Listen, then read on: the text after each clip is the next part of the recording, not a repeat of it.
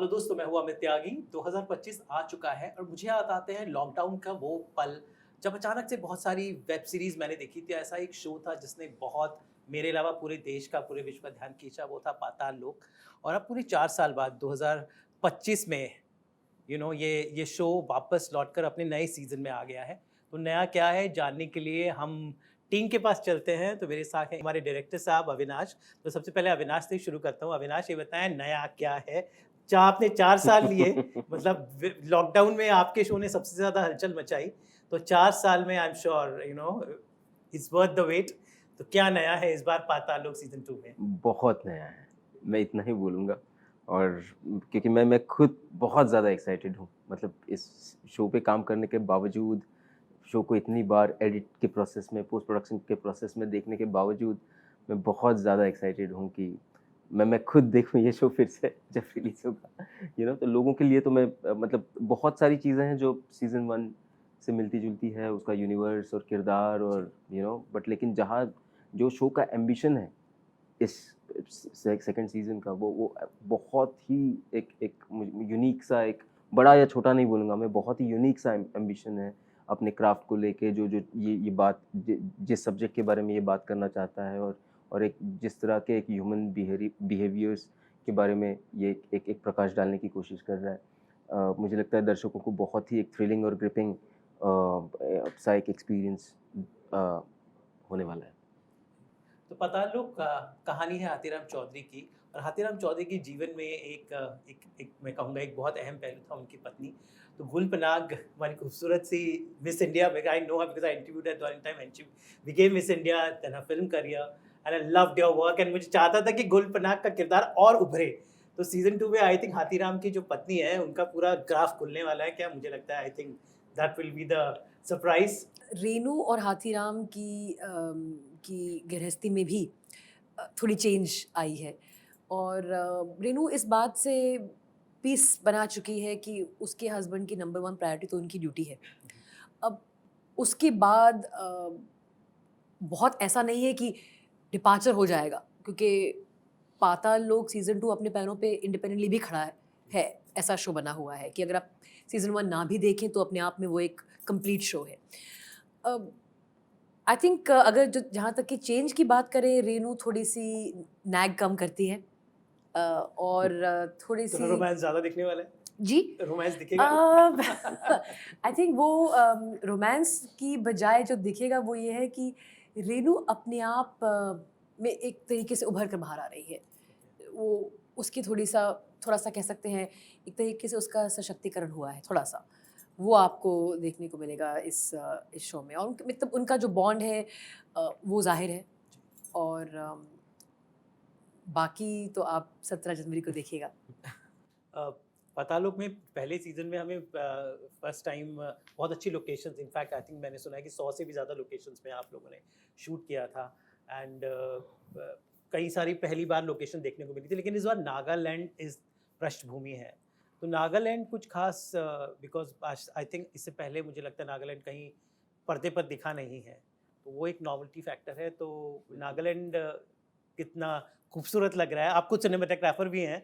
तो कितनी खूबसूरती है नागालैंड में? बहुत ज़्यादा। बहुत ही ज़्यादा, बहुत ही एनरिचिंग एक्सपीरियंस रहा मेरा, और बहुत अच्छे दोस्त बने। और मैं चाहूँगा कि मतलब क्योंकि जिस तरह से हाथीराम और अंसारी एक एक आउटसाइडर, एक पर्सपेक्टिव, मतलब एक उस नज़र से जाते हैं, और उनके थ्रू हम नागालैंड और वहाँ के लोग और वहाँ का कल्चर और वहाँ की जो obviously with the context, like show का कॉन्टेक्स्ट में वो सारी चीज़ें देखते हैं। तो उसी तरह का एक नई चीज़ को आप क्यूरियस हो और आप समझने की, जानने की कोशिश करते हो, तो वो एक एक कुछ लेयर्स तक पहुँच पाए। अभी मुझे लगता है कि अब अगली बार जब मैं जाऊँगा तो एक एक अपनापन और बहुत ही एक रूटेडनेस में चाहता हूँ कि उस जगह के बारे में और जानूँ और टाइम स्पेंड करूँ। और बहुत ही मज़ा आया। बहुत एक स्पिरिचुअली एनरिचिंग एक्सपीरियंस मेरे लिए रहा है नागालैंड में रहना और वहाँ पे शूट करना। अ, क्या रीज़न आपको दिखता है अब तक क्यों बॉलीवुड या किसी ने नागालैंड में कभी शूट नहीं किया? पहली बार कोई क्रू पहुँचा है वहाँ शूट करने। वजह मतलब आप क्या समझते हैं? Why it didn't happen? Why it took so long? वो तो मतलब मैं उस काबिल नहीं हूँ कि उस सवाल का आंसर दे दूँ, लेकिन ये हुआ और हम लोग कर पाए, और ये आगे भी मतलब जैसे मतलब मैंने सुना कि फैमिली मैन 3 भी वहाँ पे जी। शूट हो रही है।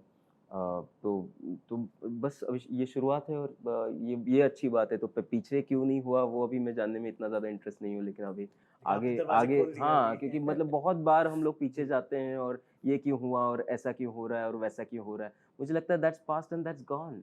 लाइक जो हो रही है चीज़ें और जो मतलब होने वाली है, और उससे मतलब जो देखने का तरीका है, मुझे लगता है कि वो बहुत पॉजिटिव और इस तरह की, और ऐसा नहीं बोल रहा हूँ कि मतलब मुझे पॉजिटिव ये सारे शब्द भी अच्छे नहीं लगते हैं, यूजुअली बहुत बार ओवररेटेड लगते हैं। बहुत एक इम्पॉर्टेंट, एक थोड़ा सा एक लाइटर होना और एक पॉजिटिविटी की तरफ देखना बहुत इम्पोर्टेंट है। गुल, आप दिल्ली में पली बड़ी हैं, लेकिन वेरी डिफरेंट दिल्ली वाली और प्लेइंग जैसे कहा कि दिल्ली में भी लोग होते हैं, बट ये जो कैरेक्टर है रेनू का, जो language, the body language, you had like really adopted it well. I am sure Delhi एक ऐसा इतना कॉस्मोपॉलिटन है, you must have observe those ladies, those that Jat Haryanvi housewife, तो वो रस्टिकपन कैरेक्टर का कैसे डेवलप किया, यू नो? उस पे हमने सीज़न 1 में अविनाश, सुदीप और हमने बैठ के थोड़ा कुछ उसके नुआंसेस अडैप्ट किए थे। उसका जो रहन-सहन और पहनावा था, वो तो पूरा प्रोडक्शन डिज़ाइन टीम और कॉस्ट्यूम टीम ने बहुत ही बढ़िया किया था। पर जहाँ तक उसके लहज़े की बात है, छोटी-छोटी चीज़ें हमने उसमें डाली थी, जैसे कि उसे अंग्रेज़ी के लफ्ज़ यूज़ करना बहुत पसंद है, हर चीज़ में। भाई को ब्रदर बोलेगी, वो भाई नहीं बोलेगी। तो उसको अंग्रेज़ी शब्द यूज़ करने पसंद है। तो ऐसी छोटी-छोटी, बिकॉज़ एस्पिरेशनल हैं वो, जिस दायरे में, जिस सामाजिक आर्थिक दायरे में हैं, उससे बाहर निकलने की एक इच्छा और सबकी होनी चाहिए। तो उसकी भी है, और ग्रेजुएट है, उसको लगता है वो फँस गई है, मतलब कहाँ इसके साथ क्या सपने थे, कहाँ आके पहुँच गई। और उसकी जो उसके बराबर के लोग हैं, वो भी एसएचओ बन चुका है। उसकी जो फ्रेंड थी, उसके हस्बैंड भी इकट्ठे थे अब ये आगे। पर हाथीराम और उसकी ईमानदारी ने उनके सपनों का गला घोट दिया है एक तरीके से। तो अब वो भी एक तरीके से रिज़ाइन्ड है।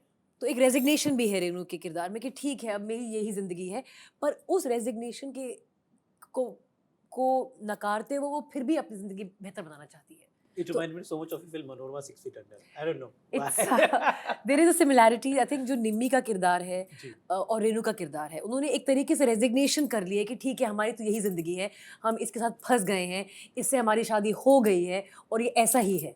पर हम फिर भी कुछ ज़िंदगी में एक्स्ट्रा करना चाहते हैं। तो दोनों जो महत्वाकांक्षाएँ हैं उनकी, एक जो उसकी खुद की महत्वाकांक्षा है कि वो ज़िंदगी में और कुछ करना चाहती है, ये भी है, और दूसरी फीलिंग ये भी है कि वो फँसी हुई है। फंस गई। दोनों फीलिंग साथ लेके चलती है वो।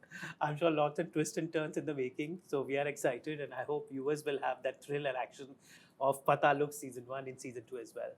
Thank you so much, and उम्मीद करते हैं कि इस बार जो लॉकडाउन में आपने जो जोश जगाया वो 2025 में बिल्कुल। बरकरार है। All the best. Thank you and so looking much. forward.